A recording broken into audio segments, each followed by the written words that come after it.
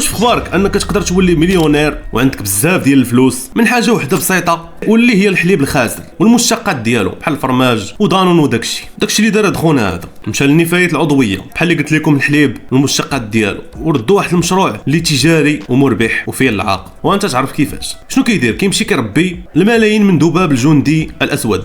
كتجي الاناث ديال الذباب وكتحط البيض ديالها على واحد الالواح اللي خشبيه، فكل خشبه كتكون فيها تقريبا 30 غرام ديال البيض، وملي كيتجمع وكيتخبى لواحد المده اللي كتراوح تقريبا من 6 ايام حتى 7 ايام حتى كيتفقس داك البيض وكيخرجوا اليرقات، ومن بعد كيكبوا داك الحليب اللي خاسر في هاد الاحواض هذه اللي كبيره بزاف، وكيزيدوا عليه فول الصويا باش يزيدوا من الانتاجيه ديال هاد الحليب هذا، وكيزيدوا حتى القيمه الغذائيه، وكيوفر واحد البيئه مزيانه لهاد اليرقات اللي جايين.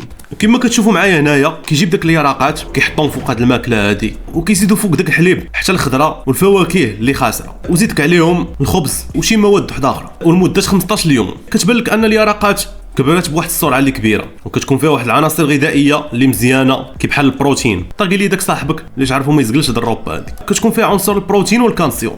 ومنين هاد اليرقات كيتجفوا وكينشفوا مزيان كيعطيو للدجاج والحوت باش هاد الحيوانات هادو يكبروا ويسمانوا بسرعه بطريقه صحيه. فلا كيعجبوك هاد النوع من الفيديوهات ما تنساش واحد لايك وفولو. نشوفكم فيديو جاي.